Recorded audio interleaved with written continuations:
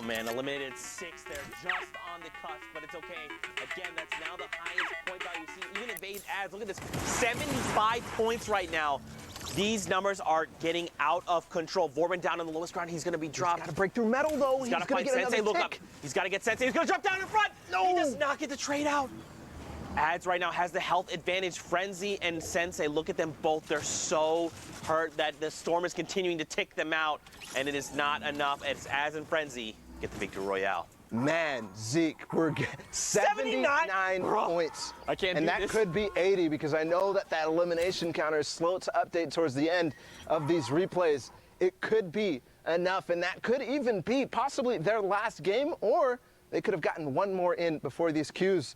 I mean, Zeke, this is coming straight down to the wire here in Europe. Oh my goodness, man. Of course it would be like this for the final week. It's been like this every, periodically we've seen moments like this where we've seen players edged out at the very end. And I gotta, Batle and Skite, man. Yes. Out in 6th place in that game, not quite making it to 5th place. That could come back to bite them in a terrible fashion. It could be heartbreaking for them, but we go ahead and catch up with them later in the standings. We'll see where they all end up. Here, Thomas and Kluja finding one elimination this game, and again, we're looking at the point ranges. 77 was that, but as we saw that last game, they pushed over that 77. So don't forget, they're at 83 points when we last saw them. So right now, if you're looking at Thomas and his duo partner Kluja, they could very well contest that 83 points that we saw, right? It's only a difference of 6 points. That's making it into top 10. They're at, or excuse me, top 5. With a few eliminations sprinkled in there, man, I do not want to see Skite and Batle get edged out again. They've come so close so many times. This has got to be their week, and you've got to think they're thinking the same thing, right? They're like, it's all come down. We've put everything on the line. We're playing our hearts out. This is our week to qualify. Just keep your head up and keep positive. And let's not forget about Tux and Vorwin there in that last game as well. Contesting with Skite and Batle, actually taking them out. Right. First, Batle ends up getting split, and Tux takes advantage of that. And then the stink bomb coming in at the perfect moment. Skite not having any white heals. We talked about it earlier. So ending up edging them into that top 5 and finding some eliminations on the way too. Probably kicking themselves, thinking if we had made that top 5, it would have just helped ensure that our placements were very high. But right now, the current game, Berlof here and his duo partner Artemis Swede, they're in top 15. Don't forget that first round of placement points is great, but they're at the 39 threshold. They've got to make more happen. And don't forget Thomas and Kluja, they're sitting on 77 if I remember correctly. The question would be, who else is in this lobby? What other big names can we scout out? It's not just big names, but anybody who's up at the top of the leaderboards right now, because as far as I'm concerned, Thomas and Kluja are the subjects of this game as far as we've seen so far. Obviously, everybody else getting the action. Berloof here, we've already seen them pick up one. They picked up another knock. Are they going to be able to find the elimination here? And they're holding them in zone. They're going to actually probably get this. Definitely the knock is going to be confirmed. Oh, he should have just taken the shots with the AR. He's going to get blue damage numbers over. Here we go. Isla there gets picked up, but oh, man, this is coming down to the wire. This 14 number hasn't quite changed. Top 10 is the next threshold. Well, they get knocked out. Oh, they're coming down. They got to start building down. Did they drop? Probably just a little bit of damage there, or started using the glider redeploys. Yes, the rift comes out actually for Berloof, but I don't think he took his teammate Sweet with him. No.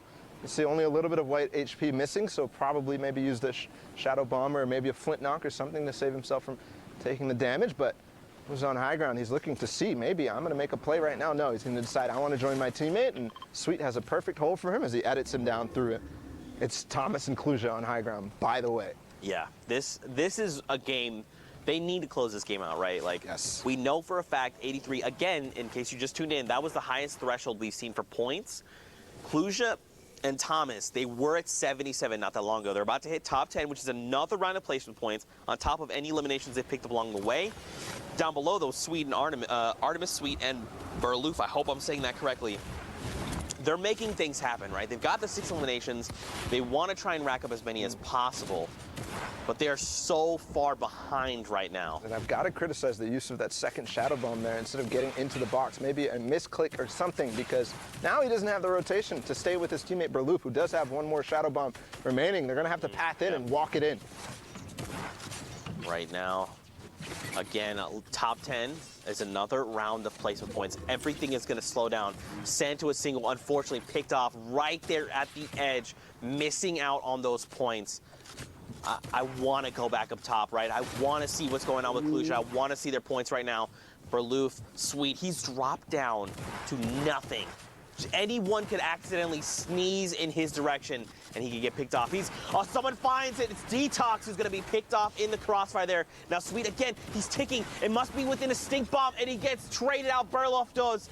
But Sweet, look, his HP jumps up, so he must have found elimination. A second before, if that player doesn't come from behind, he actually gets the siphon and probably survives there. Yep. So everything coming down to these milliseconds decision. I still haven't seen Thomas. Yes, they finally got one elimination from up on high ground. Sweet. Starting to use that campfire to its full effectiveness here as the zone starts to go back in the other direction. 5 duos remaining, 7 total players. Oh, and Thomas gets picked up. That puts Artemis Sweet in the top 5, another round of placement points. So does that mean, that must mean they both have been eliminated? Yes, they are both gone. Right now on the high ground, you've got a player, and everyone else is super huddled together because don't forget, this play space is just shrinking right now. Stir 6, his dual partner Twix is alive. They find Sweet, who gets picked off. I love the placement of that trap, though, and the quick reaction from Sweet to actually edit his cone in a certain way so he can make it out unscathed, but still, 4 duos remaining. One player drops behind. They're all the same skin for some reason, and Stysrix is going to be able to find him easily. So that duo down on low ground by themselves right now against 2 more players, Nijulian and Oxy right here. And down below, Styrix and Twix are the only duo left. They immediately shut down Oxy. They're like, one player's pushing us, just let's cooperate, let's shut this guy down, and now they're in a 2v1. Gooden here is going to have the fight of his life, and he's on the 64 points. We've seen a lot of players hovering in that range. This could make the difference if he can find both of these eliminations and the victory royale. 5 points could make the difference. He gets cracked, Bala, down to 23-13. Oh my God! Oh my God! That was the sickest split knock I've ever seen! That could have been the sickest split knock I've ever seen, because if he got that elimination and landed, he could have gotten the siphon and all of a sudden forced this into a 1v1 with HP advantage. But unfortunately going to go out into the zone, not able to control himself with the flint knock. Just like Zeke here, a little bit of excitement there from that play. I'm melting in my chair. I'm just slowly sliding down. I'm trying to collect myself, Fortnite fan, but it's not working right now. Next game, 62 players, 34 duos, still sliding down. 85 points from Rojo and Wolfies? Okay, guys. All right, listen. So they were slowing down when we last took a look at the standings when I was up there with you, Zeke. They were slowing down. They fell out of that first place. They're starting to creep down to that 6th, that 7th. We were talking about whether their games have been played yet, but climbing back in a strong fashion here. They've got one more game, and at 85 points, if they make this a big one, they could break 100 and almost guarantee themselves a spot to New York. They have shifted gears, shifted mindset, and have said, we need to punch our tickets. We need to be on the stage of the World Cup Finals in New York City right now. They've got 3 eliminations between them. Don't forget, top 15 is the round of placement points. They are halfway there.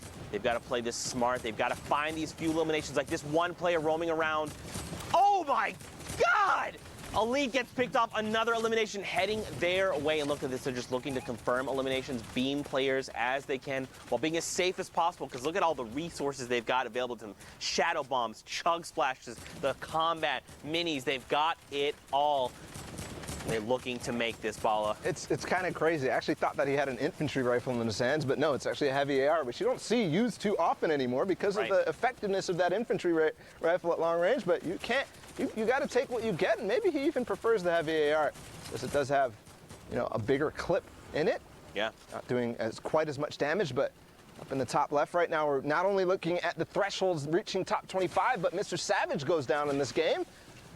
Not too consequential because he's already qualified for New York, but that's another hint that they're probably not going to be making it up there and taking those top 4 spots.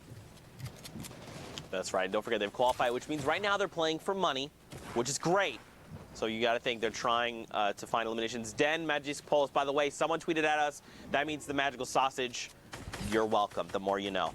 More shots coming out here from Ollie is cracked. He did not manage to crack that player's shields, but the shots were pretty on point, and he's, of course, 761 above the damage threshold for the Storm. There, Motor, for just a brief moment, peeks out, and Ollie finds and secures it. I think he might have also hit Motor's teammate, Barox. I believe he did. As he jumped out of that box, I'm looking at Wolfies and Rojo right now, carpeting their way towards the zone. They're going to go ahead and decide to launch pad. They use that, tarp for a second just to get ahead of everybody else, make sure they're not going to, hit their heads and waste the launch pad effectively. But here, Benji using those chug splashes to immediately get back to max health, starting his turtle forward. And the fish out of water here. I mean, the duel of these, we kind of, it's funny that you said we may not see them in top 10, but look at the point threshold. I know. They said, look, Bala, we're savage. We're Benji Fishy, bro. Don't put us out. By the way, four rounds in the AR. Only 4. And Zeke finds actually 2 players who didn't edit their box close. He's going to take out Black.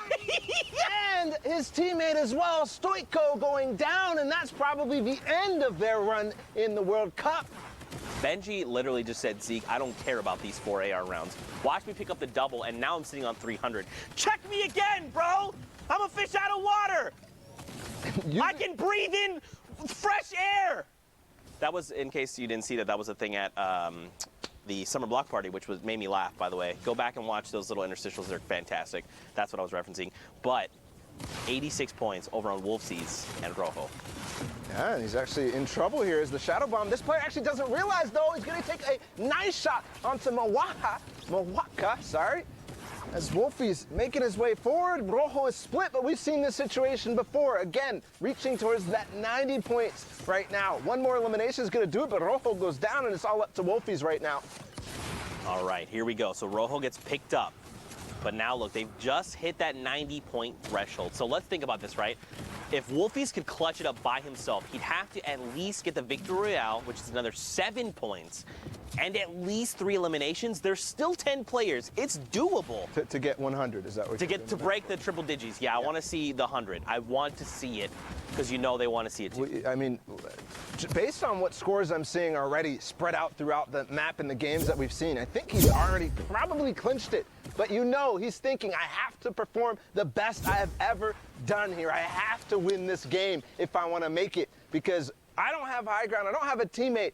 I've got to do everything. I've got to take all this responsibility on my shoulder, all the pressure from all 10 weeks, and do it right now, Zeke. That's right. You got to think they're probably saying, like, just imagine this was you on the stage of the World Cup Finals, right? Imagine you're in that moment. Take everything, all the practice, the long hours you put and dedicated to this game and focus it and hone it in right now.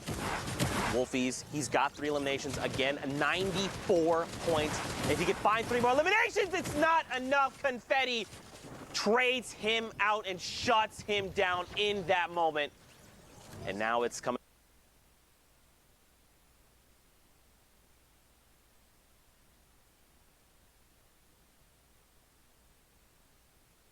Semifinals are now here again, ending EU. Is he going to be able to pick up this win? It could propel them up to 71 points, but it's going to happen. Ollie goes down, almost makes a hero RPG play onto Confetti. A story from the start to the finish, Zeke.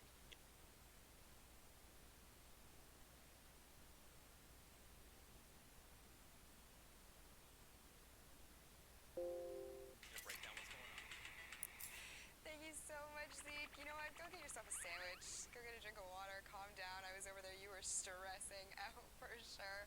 I am joined here with Sundown. Those games are absolutely incredible. You always putting on a show, never disappointing. Speaking of that, don't want to bring up who's going to be disappointed or excited, but we got to look at the standings. The final standings, the last 4 coming out of Europe. It's been so absurdly competitive, and let's take a look. Put some tickets going through. Wolfies and Rojo taking the top spot. Stompy to Shinkin, Ben.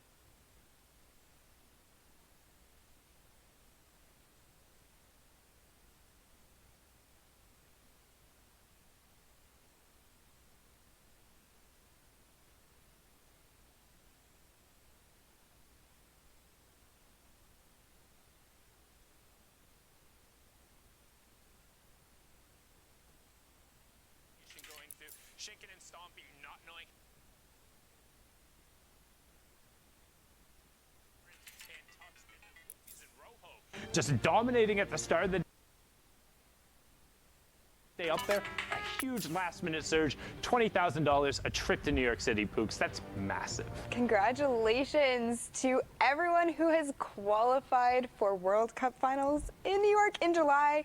I cannot wait to meet all of you, but we have some business to get down to, Sundown. Time to punch some tickets, right? Yeah, we got to punch those tickets. All right, let's get the top one right there. Congratulations, Wolfies and Rojo. We got Skite and Vado coming out of the stream. Am I doing this one? Yeah, you can get that one as well. Split it up 2 and 2, and then get Warren and Tux. Such a great job from Tux there. We saw a number of his plays. Warren as well clutching up in the end, and then rounding it out. Klusha, by the way, in Singularity. Thomas HD, congratulations. All of you played so incredibly well. It was a great day to round it out. But again, hey, first of all, to even get to Sunday in Europe, it took 67 points in a victory royale. Like, if you were playing on Sunday, you're among the best of the best there, and just because your name isn't up here doesn't mean you're done. There's always going to be more to play for. There's always more there. And speaking of always more competitive Fortnite stuff, we recently actually just launched our own dedicated Twitter to all things competitive Fortnite. You know, let's just throw it on up there. Go ahead, give it a follow as well. It's twitter.com/FN competitive, and I mean, there's always a way to get involved. We're going to be highlighting plays, we'll be doing breakdowns, we'll be asking you who your favorite players are up there, so keep an eye on that. And then let's also see what is up on the social wall and what players had to say up there. Boom, right on up there, and then everyone's saying welcome to Twitter on there. Let's go, people being excited about it, and look at that. I love the Sharks just slamming the like and the retweet button. Nice, I love that. Cutest graphic I've seen on this wall thus far. Can we just talk about Evade Orange's tweet for a second? The only Twitter I need. Could not have said it better myself. Well, he needs his own there to interact with it as well. That's but true. I mean, just you know, potato. It is what it is. But yeah, guys, if you're not following this Twitter already, please go and give it a follow. I'm following it. I know Sundown is. Tweet to us on there. We'll be replying to stuff all day today. But you know what? I feel as though, you know, we've seen a lot of games coming out of Europe today. You know, we've seen a lot of people, you know, punch their tickets. Congratulations to everybody so far. I cannot personally wait to get into the next set of games. So before we do that, we are going to go to a quick break. Do not go anywhere, because when we come back, we'll have more Fortnite action. Let's fly out to the lobby. Let's fly out to the lobby. Let's fly out to the lobby to get your spots and numbs. Burgers from dirt to munch. Tacos royale with brunch. Red juices, a tasty treat for Lil Whip, Peely, and Pizza Pete. Let's fly out to the lobby to get your spots and numbs. Let's fly out to the lobby to get your spots and numbs. What's up, Fortnite fam? Sundown here, and today we are going to talk about the Tactical Assault Rifle and its addition to competitive play. The Tactical Assault Rifle is probably one of the best additions to the game. It's a long-range weapon where you could save AR ammo if you have a drum gun. Small bullet you can find everywhere, so it's a good weapon. The Tactical AR is an uncommon, epic, and legendary weapon that utilizes light ammunition and has a high rate of fire. It does 22, 23, or 24 damage depending on rarity, has a pretty fast first shot accuracy timer, and a dope reloading animation. I mean, come on, just look at it. We've seen a lot of competitive players opt into using the Tactical Assault Rifle over the course of the Fortnite World Cup Online Open qualifiers. So let's hear from some of the players who qualified for the finals and get their thoughts on the TAC AR's addition to the game. It's really good, like really good. Once you get to endgame scenarios like fifth zone and beyond, it absolutely beams. It's very viable in meta right now. Everybody's been using it. I like it because you could actually sneak up on someone. It has this low sound, so it's hard to hear. It has its viability due to its first shot accuracy that can make it really strong, and the fall off damage isn't as strong as it was for the silent SFG, which got vaulted. I reckon the gun's awesome for endgame because if you've got height, that gun can really get a lot of eliminations because it's like a laser, and people endgame tend to have less HP than they would towards the early and mid game. So I think it's really strong in situations. Thanks for watching. What are your thoughts on the tactical assault rifle, and when do you like to use it? Send us your opinions using the hashtag Fortnite World Cup, and I'll see you on the battle bus, or maybe on the high ground with Attack AR.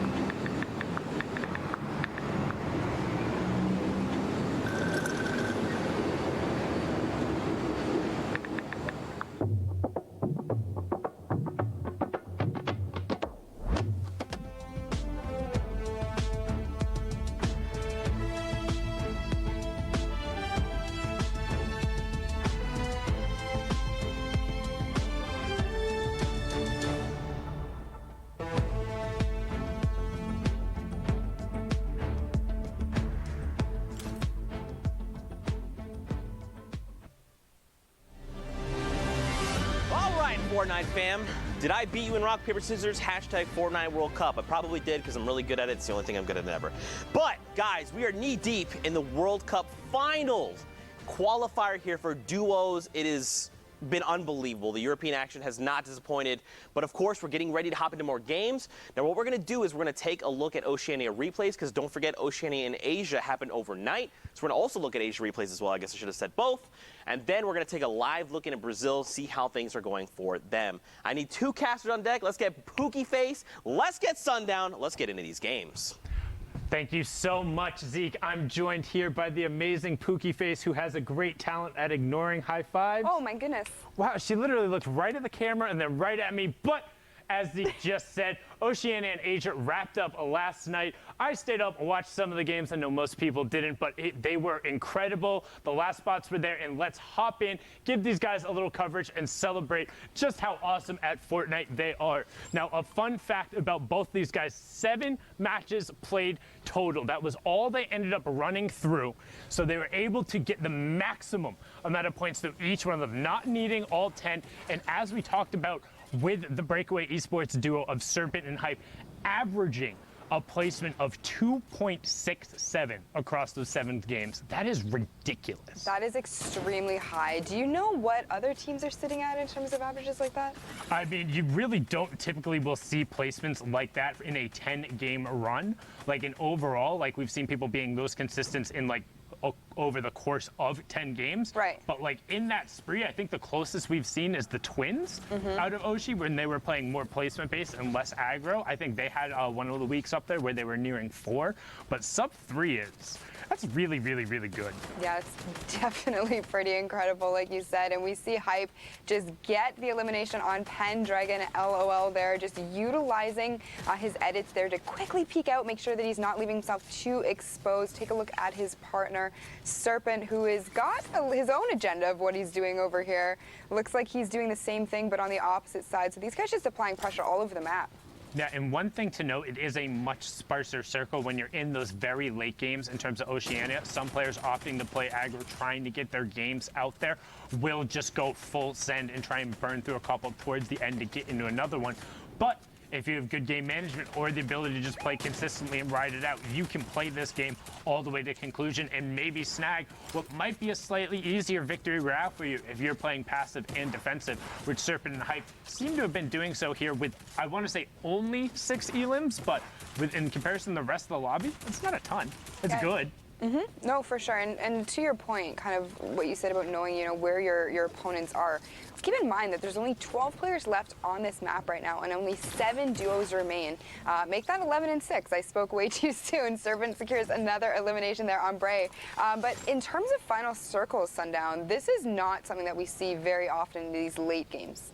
No, and it makes for interesting play because people can be more calculated, but normally you don't get as much room to operate. So now all of a sudden, Zank being in this 1-by-1 by himself, if certain Hype want to go pinch him, they absolutely will. They know this is a 2v1, they know there's no one else here, but Zank is now trying to get whatever opportunity he can to free up shots, knowing that the next elim that goes down is the top 5, and every single point matters, even if not for qualification, then for the prize money, with the prize pool being doubled in weeks 9 and 10. Yeah, and Zank making that quick decision to just use the launch pad, kind of get out of there. He saw that there were players rushing at him, decided to go up, get the high ground, which does end up working out for him because he lays down a 35 and a 71 shot on opponents down below. Breaks a baller, which is going to be bad news for that player. He isn't going to have that additional protection anymore. But he is just trying to fire shots, methodically go through and see if he can actually get any kind of knocks or eliminations here to get that siphon, because he doesn't actually have any kind of healing. And he does take out Jimmy, so that is certainly going to help him for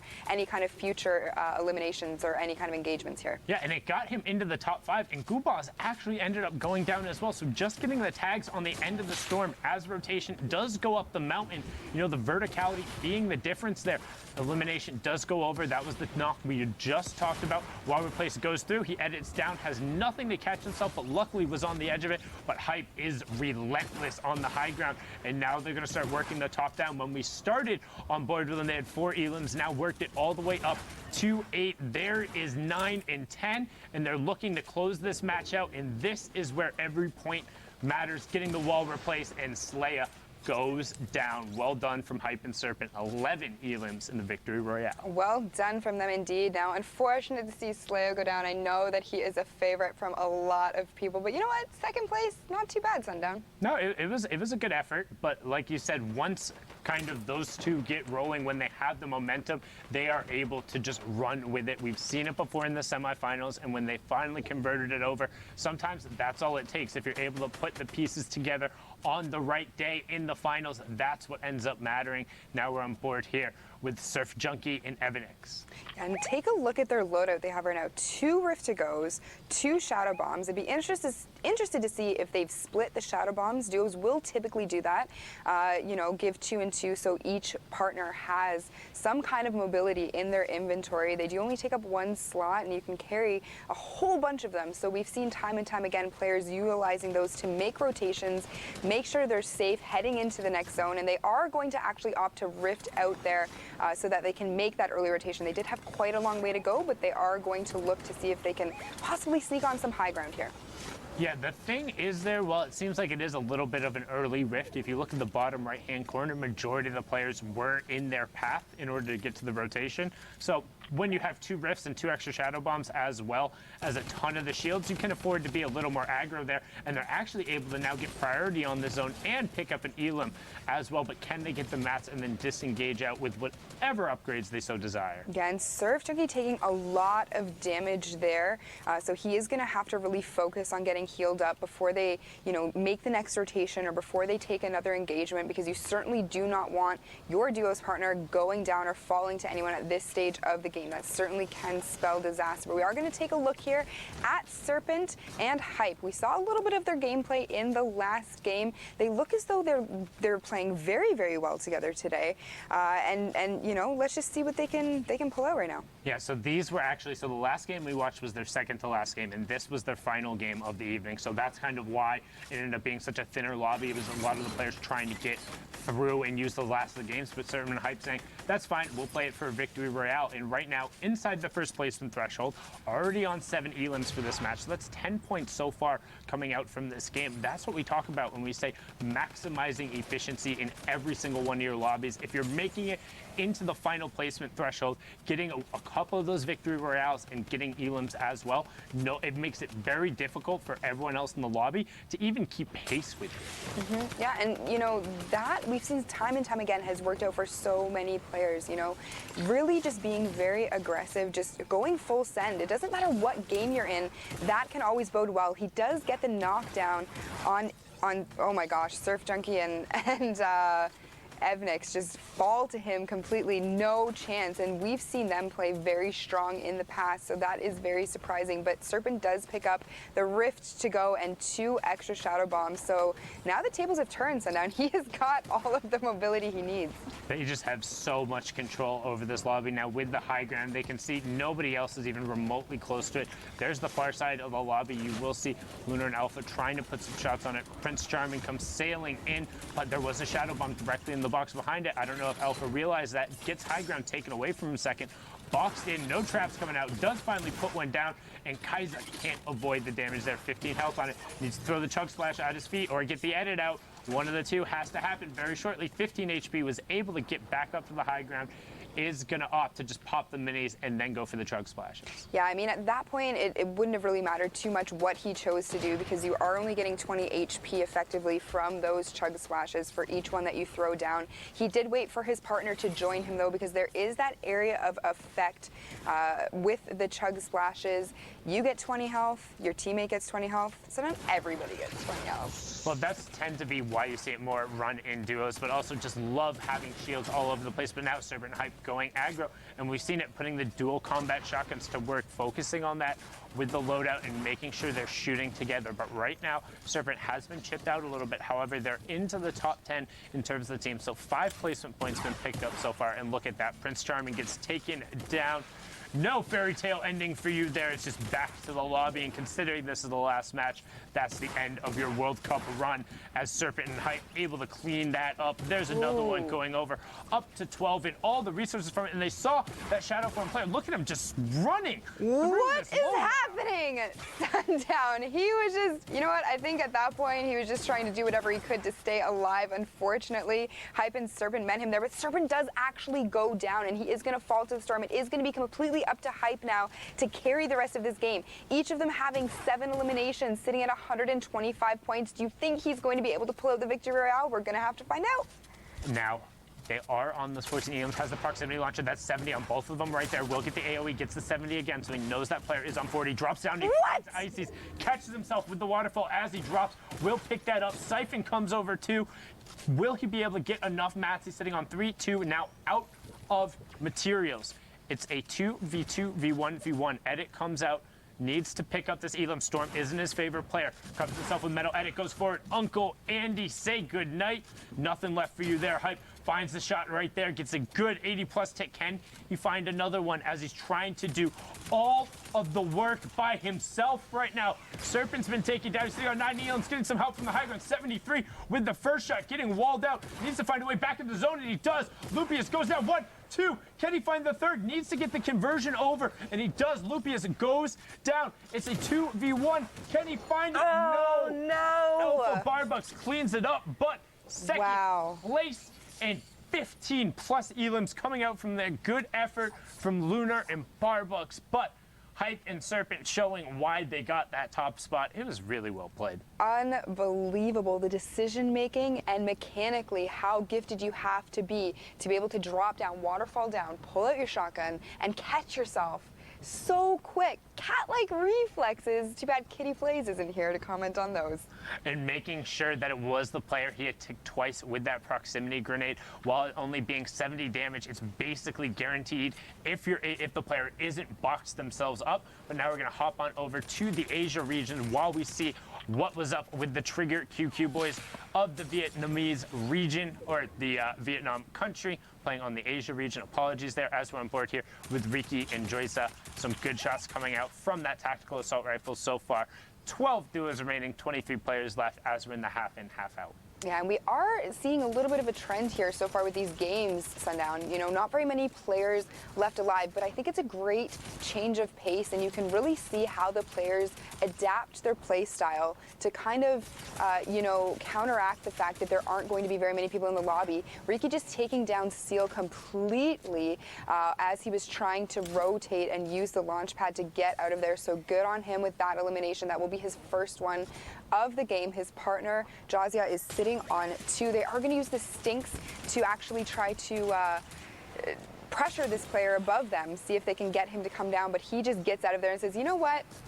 That one stunk. I'm not interested. Yeah, Cushy having no reason to do that. And you also noticed that Joysa threw the stink directly on top of Ricky while he was pressuring. No friendly fire going on there. As you can see, Hooten and Peach on the low ground. But there's the qualifiers, Flame and Unique over on the side. And one thing I went through and ended up reviewing a lot of their matches, they had some hairy situations early, but pretty much every single early game, they got completely uncontested Dusty Divot and walked out with just maxed everything. Like, it was nuts and just getting a ton of rotation, but right here you can see right now, sitting on 2 elims, have a decent amount of loot, good amount of mats, and prime area on the zone. So convert that into one onto Theo, getting a good knock with the help of the Storm, up to 66 points as we're inside that placement threshold number 2, top 10 ticking over. Yeah, and I feel like Dusty Divot is actually one of those points of interest where you can drop and get a ton of resources, all the trees being there. You know, some would argue that, you know, you're at a bit of a disadvantage because you are essentially, you know, not to pun, but you are in a divot. But you know what? If you can use those trees for cover, that whole area completely uncontested and for yourselves, you are going to come out of there sitting pretty. So we are taking a look here. They are rotating over. We'll see how he builds up here, if he tries to take high ground, or it looks like he might actually be making a play for that. Yeah, he was looking to find it over on the side, but instead just opted to box himself up, realizes he has the RPG and wants to start sending everyone cascading down, but opts not to fire it. So interesting decision there. I actually thought he would have sent it down. Instead turns towards the player underneath him, and him and Ricky are going to try and isolate that player in order to convert it into an elim. Now he's going to look skyward. I figure he would want to reset that before they got too established. Nope. Instead, he's going to say, my high ground now. Perfectly timed launch pad to get it right at that maximum deploy height. And now, all of a sudden, Joysa and Ricky on the high ground with a whole bunch of resources. And 12 rockets in their RPG. We've seen this time and time again. Explosives are extremely strong, but they are even stronger when they are raining down on players from ultimate high ground. These players do not have to worry at all about anything that is happening above or below them. They need to be looking up at Jazia and his teammate, because they are actually going to go on a little bit of a tear here. Let's see if they can get any more eliminations. They've already picked up 1, but you can see him. Jazia's ready. He's got that RPG out, Sundown. He has it out. He's trying to make sure it's loaded. Stinks continue going up. That looks like it's his teammates since he's just walking through that. Does hit top 5 now. Ricky has taken a solid amount of damage, but continues tossing down Stinks towards the low ground, but he hasn't found anything with it. So far, they've only converted this into 1, and Ricky actually got knocked Flame all of a sudden. Flame and Unique picked up 2 there, and they're into the top 3 with a 2v1v1. Joysa on the high ground. Dorothy isolated in front of them. They're going to try and pinch. RPG comes down, but Joysa commits himself, falling down after the RPG, taking 80+ damage. So now rifts himself up to the sky, but this is going to give Flame and Unique all of the pace, all of the pressure. Dorothy gets pushed down. Unique does get chipped out, so he needs to be careful. Joysa, recognizing this, knows he needs to go now before it's isolated, but there's the maximum deploy height. Might as well just be hanging out. Clips his head, finally touches his feet, and gets blasted for it. Flame and Unique, we hopped on board with them. They had 2 elims. They converted into a 7 elim victory royale for 17 points, Spooky. Very well done coming out of those two. And Jazzy made a little bit of a mistake there. He did miss that floor that was built out, but unfortunately for him, he didn't have much of a choice. He didn't have any mats left, so he had to rip. That was literally his only play. Fortunately, it didn't work out, but let's hop right into another game from the Asian servers. We are looking at the Trigger Boys again. They're sitting at 9 eliminations already this game. So, you know, let's kind of see if they're able to pull something off here. And again, one thing I highly recommend if you have the ability to go back and watch these guys' VODs, because I know a lot of people, they like to talk about the zero ping wall takers and going somewhere else to play. These are players playing from Southeast Asia, playing from Vietnam, being able to execute together, finding a strategy that works for them, team firing and coordinating. It was very impressive to watch.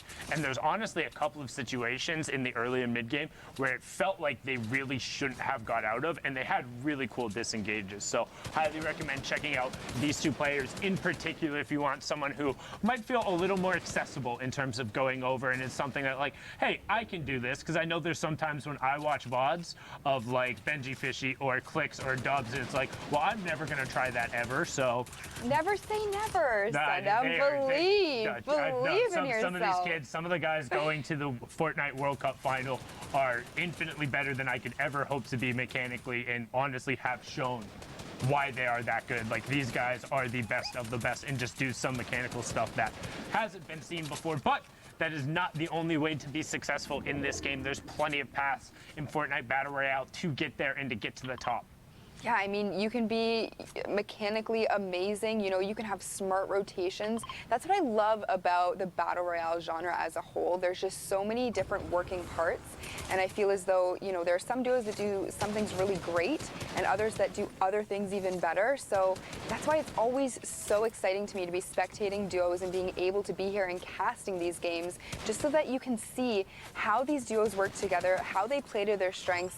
They are going to be taking, that one gets me every time. I had to quickly look down into the inventory there to make sure he had the redeploy. I was like, what are you doing, Unique? Please! I still get a little bit of vertigo anytime. Even if I know they have it, it's just like, I'm desperately afraid of heights. But we're into the top 10 now as Unique and Flame.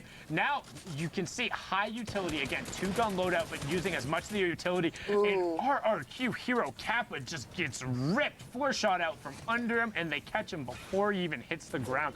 Up to 91 points so far from Unique and Flame, and just so well done. Yeah, and you can see there, just, you know, they started shooting at the wall and then both immediately switched down to the floor. Smart plays coming out of them as always. Here we have Met. I'm gonna take a stab at that name. I know that, thank goodness it's me casting here and not Zeke, because he would have panicked and probably fell out of his chair. But yeah, now, Met taking shots from the high ground, looking down here, trying to find what he can. Gets GCBM, GGK with a perfectly placed rocket, and now he's gonna look to punish that backside of the storm. That was the conversion over to the knock he'd already gotten, so nothing else to do in there. As Harukio trying to put shots out towards the rest of the lobby, they find Buddha Fishy. So Benji Fishy transcending regions now, all the way over in Asia. People trying to get that luck, but not going to be enough, because the SB duo currently running up on the high ground onto 7 elims, looking for number 8 with that rocket. Got to be careful when you edit. However, Harakiro goes down. Yeah, he just completely dropped down there, possibly to make it easier for his partner to possibly get him. But you know what? It isn't going to matter, because the zone is moving, so he is going to completely fall. Here we have the Trigger Boys. Actually, my apologies. It's only Unique still alive in this match. He has used a Shadow Bomb to position himself perfectly for the next rotation. Is building up, kind of taking mid-ground at this point. There are only 7 players. Make that 6 left in this lobby, 5 duos. So this is almost a solo game at this point. Yeah, and now he got the other duo knocked, so it is a straight-up solo game. If he can convert on that, it will go through, and he's into the top 5. So a huge play despite Flame going down. Conversion does go through, and he finds Kosa as well. So now straight-up solos. 9 elims on Unique. It's a 1v1, and this was for all the money. Unique wanted it to be enough. He was sitting there. This was their second to last game. They needed to clutch out. They needed every single point possible. And will he be able to find it? We're watching the left side of the screen right now as Unique disengages down towards the bottom. Matt up on the high ground again as he's trying to run him around and find an angle. One thing note, only has 6 mats and only has the redeploy, which is a top-down mechanic, so he wants to sneak a shot on him. He knows he has to save mats. Hello! He jumped the rocket! What? What? Sundown! That's ridiculous! He jumped the rocket! It went up onto the low ground, just being a tile of a square away. Gets the first shot with the combat. Now he has the pressure. He finds the zone. He has to go forward, though, because here's the change in elevation. He finds the first shot. Can he find the second? And he does! He finds it! 7 HP left. Gets the siphon to tick over. Unique puts it on his back. 24 points.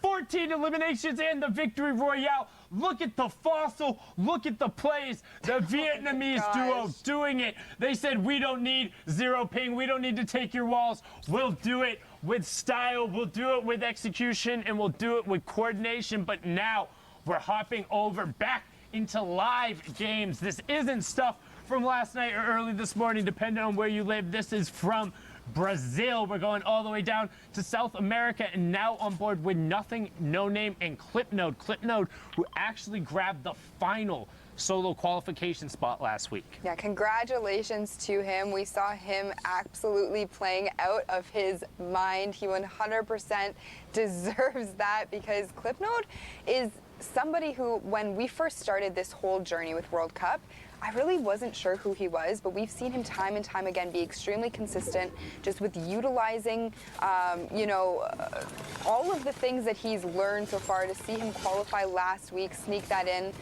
but now he's here with Nothing, No Name, and they are certainly trying to make names for themselves today.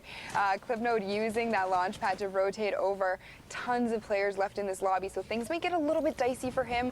This terrain is going to be extremely difficult for these players to navigate. We see these 2 massive mountains in the middle here. The amount of high ground and materials they're going to need to come into play to make these rotations easy for everyone is going to be something to witness for sure. I hate endgames over here. I love them. I don't do particularly well in those circumstances. Oh, hello! Great edits coming out from Clipnode. Gets the heavy snipe on the box across. Catches the hot potato grenade midway through. Hello, there's another one. Can he get over in the box? Great re-edit as well. If he didn't close it, would have taken damage there. But this is what a World Cup qualifier looks like. The individual plays to get away from that. And man, the guy with the grenade launcher on the low ground is just pinging them into those windows. He's not missing a shot at all. I don't know if I would ever say that term with a grenade launcher. You're not missing shots, but you know, he was absolutely nailing those. Now, like you said, you don't like being over here, but this is what it's all about to me. Anybody can, not anybody, but it's much easier to be on very flat terrain, tunnel through. This is what I love to see. This brings out the actual skill sets of these players. It shows us, you know, how mechanically gifted they are, how much they've practiced, how much time they've put into doing scrims and doing arenas, and just showing us why they're here, why they're trying to qualify, and hopefully get those spots to New York.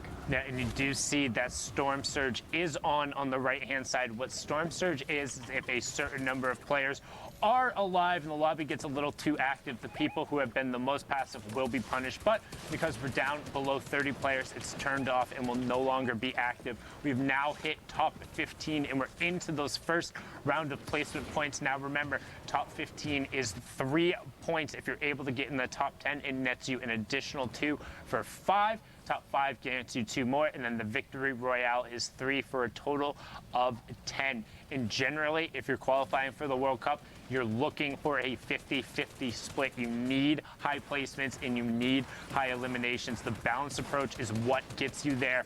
As you can see right now, Clipnode and Nothing, No Name, 11 eliminations so far, in closing in on top 10.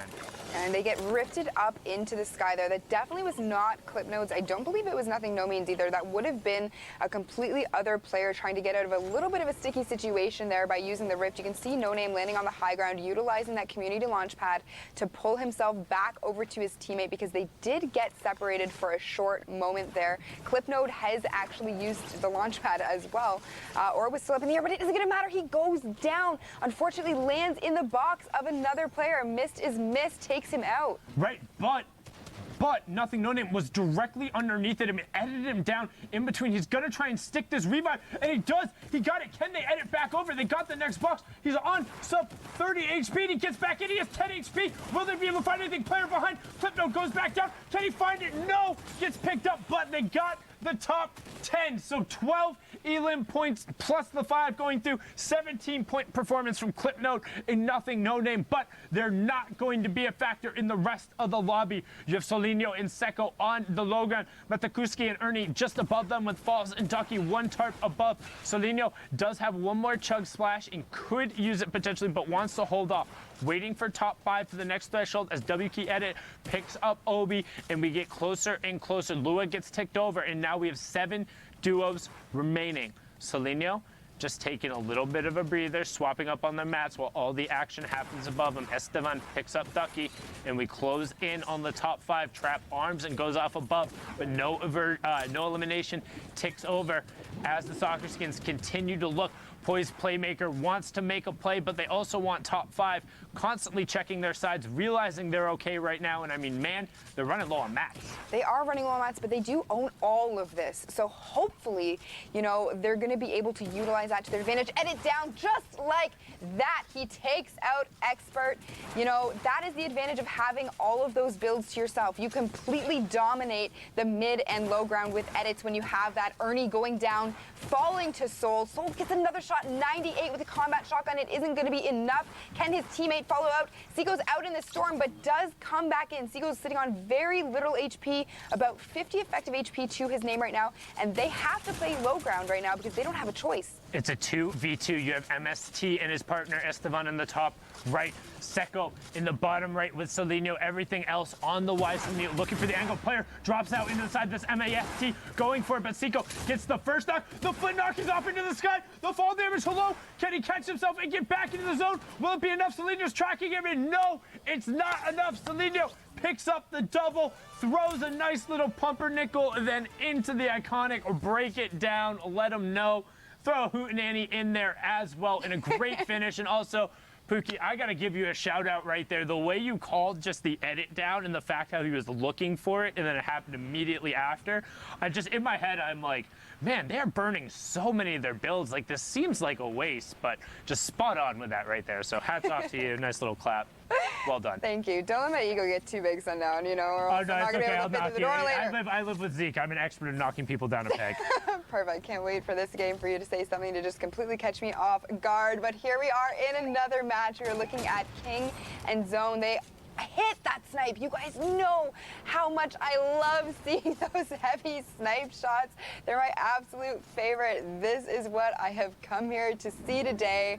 Give me the snipe shots all day, Cam. Oh, it's both the best and the worst feeling. Like, yes, it feels great when you get it, but at the same time, when you're just rotating around, you're hanging out in your box and you feel like, hey, maybe I got my 1 layer, I can peek on a side, then all of a sudden, boom, boom.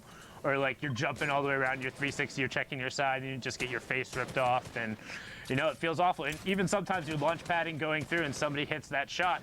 That feels great for them. The player who jump padded over, not so much. But King and X-Zone trying to make the plays. King actually recently getting signed to that 9Z team going over. Originally was King, I Will Not Lose, has qualified for the solos portion. The young Argentinian doing everything he can to reach it in the duo side. Him and X-Zone have been so close. Taking a few shots there, having them pay off. Still sitting on high ground, though, with the heavy sniper. Come on, King, give us another snipe shot, dude. But you see him here just looking for any kind of players that were trying to come out of the zone there and get to safety. He's not going to let it happen. He's saying, you know what? I'm king of the high ground here. I'm going to gatekeep you all day. Yes, he's going to look towards the outside there. Not going to acknowledge the pun. It was a pretty good one. I'll give you that.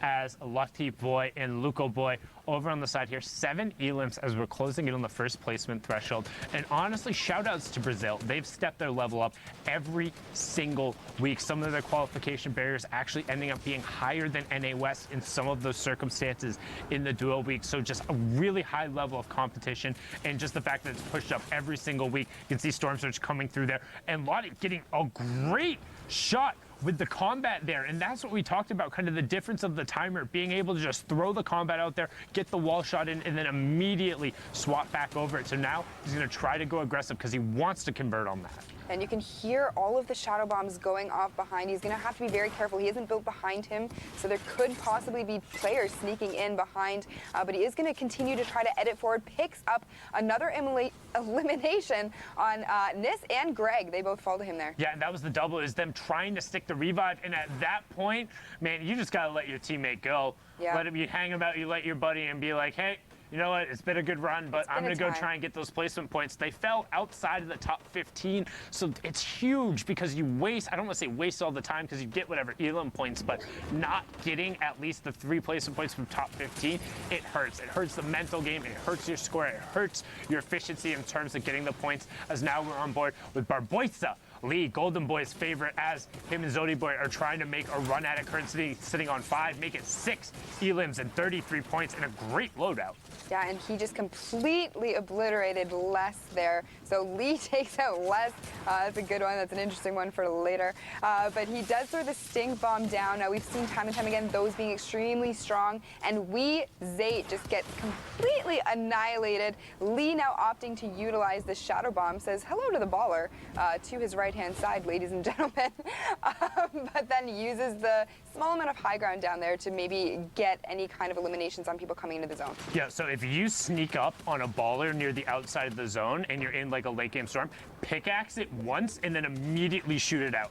It'll send them flying out into the zone and you'll get elim credit. Boom, there you go, there's the strat. Wow, look at these mad strats coming out of Sundown I'm telling you, watch, today. check Creo's VODs, he does it all the time and it's hysterical because it's one of the consistently easy ways to get elims on players who don't react, because if they don't instantly throw down the grapple and boost forward, they're gone because the momentum persists as soon as the ball breaks, so it'll send them flying out into the zone. It's great.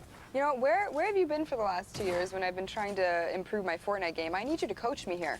I mean, you can watch the broadcasts and stuff. I drop hints and knowledge like this. It's called the Sundown Rundown or Sit Down with Sundown, whichever one you want. Maybe someday I'll get the leeway to do my super serious serial Sunday with Sundown, but that is a lot of alliteration there. Oh, trust me, it's Fortnite. It's all alliterative, but we're getting closer now to that top 5. 11 elims so far from King and X-Own. X-Own saying, I will not lose. I want to be on that stage with my buddy King, and King being one of those young prodigies out of the SA region, along with Nyx, doing everything they can from this low ground. How well can they execute and get around the side? Body Boy picks up Gozer there and continues his run forward, knowing it'll be ticked over, but King trades him right back, just inside, or just outside the top 5. You can see him wall off the player and want to stick with the zone as it's running out. 10 players remaining, 6 duos left right now as they look for the space. Gozer does finally tick over, but Lottie had been eliminated and Clement didn't 90 fast enough there. Couldn't cover himself. 13th elim. King has 11 of them as him and X-Zone are working down the tarp, but Barboisa is trying to do everything he can as he frags himself into the top 5, picking up a double. You have Bravo in your top right and King in the bottom right as he gets another one onto Tade. They're the only duo left in the bottom right. Barboisa gets Franz. Will he tick over? No, Bravo takes it up, and we have a 2v1 with double campfires on the low ground. Heavy snipers as well. Knock Bravo down. This is one of the top duos. This is a team to keep an eye on. King and X-Zone, 43 points with the victory royale. 25 from that match, Pookie. Yeah, coming out with 15 eliminations between the two of them. Now, you've said it so many times, you know, getting the placement and getting the eliminations are so important in these games to make sure that you are hitting top of the leaderboard every single week. And we just saw a perfect example of it coming out from those guys right there. Congratulations to them. We can see here for the Brazil games, we only have about 40 minutes remaining. So these games are going to be some of the last ones for these guys, depending on how long they are able to survive. Each match going approximately 20 minutes, so you need to plan your time accordingly and make sure that you are getting the most out of these games, because time and time again we've seen it come down to just a few points, so every point matters. I mean, we've seen it very frequently coming down to less than a few points. Like we've gone, I think we've gone 2 tiebreakers deep at some point. I think the most we've had to go on is 3 once. I might have to double check that. I know Creo went 2 deep on his when he ended up advancing. But one thing I do want to talk about is kind of the mentality about playing for late. It's something that you've heard all the time in the Fortnite community, but a lot of people don't really understand. Like, there's a big proponent around the idea of W keying or playing aggressive, and taking early aggressive fights when you can gun race and you know you have an advantage. For instance, if you pick up a combat early, or if you pick up a legendary AR at range, or even a green AR before somebody is able to get set and really get a ton of mats, you can pressure somebody and you can go full send and you can go aggro and you can create an advantage for yourself. But in the general run of the game, taking an even fight against players who are roughly as skilled as you or even slightly less, they're going to be able to chip you out.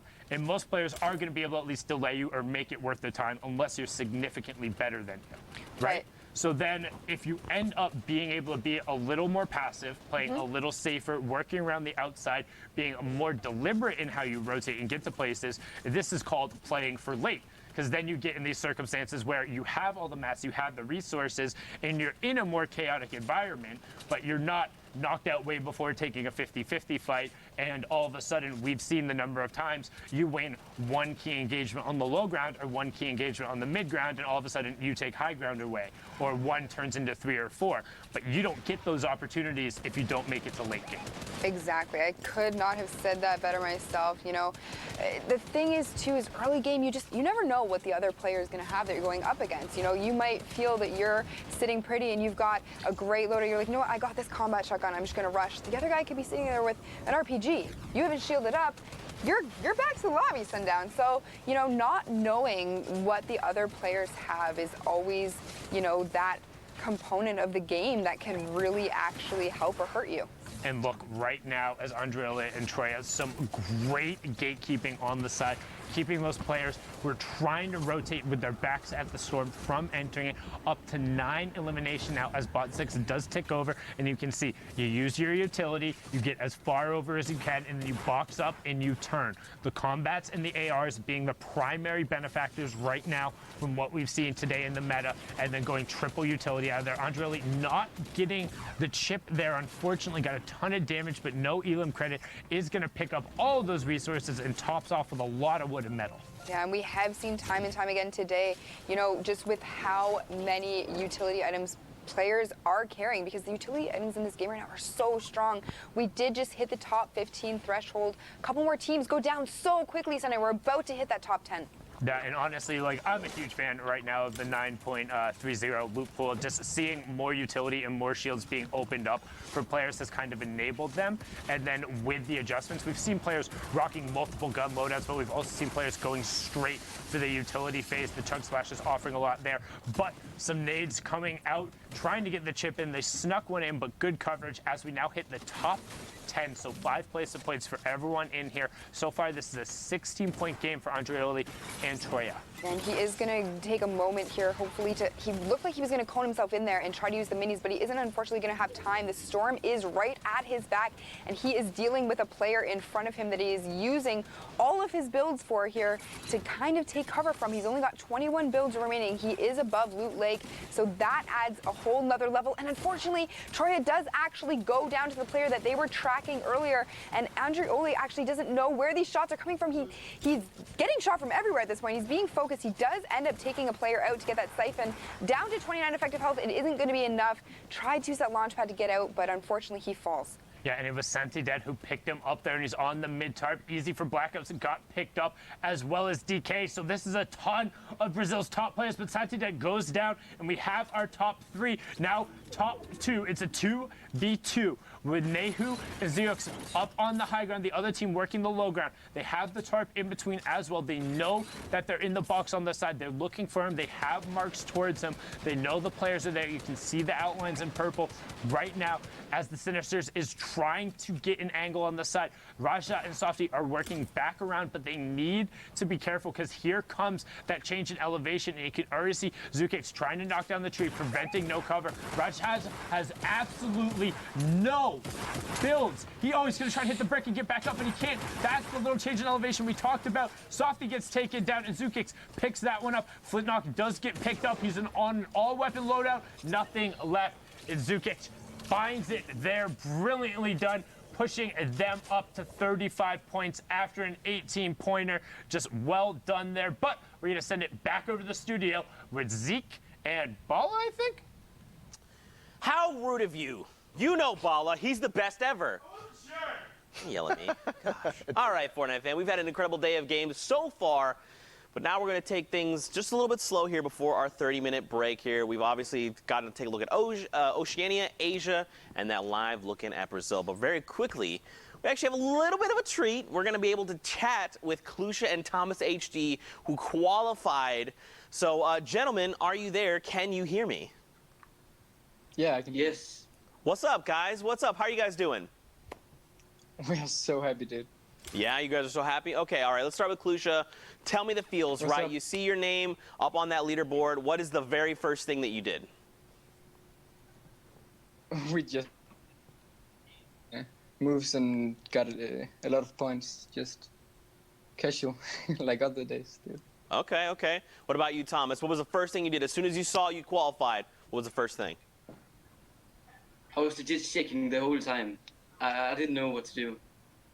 Yeah, okay, okay, all right. So this is kind of a big moment for both of you guys. You know, you've worked so hard for these last 10 weeks of competition. What does it feel like for you guys to finally say, look, all that hard work, that time we've put into Fortnite, it's paying off.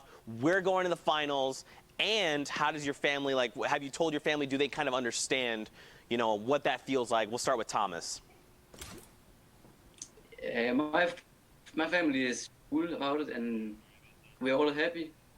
So I think it's just, I'm so happy, and we're happy. Yeah, for sure. Klusha, what about you, my man?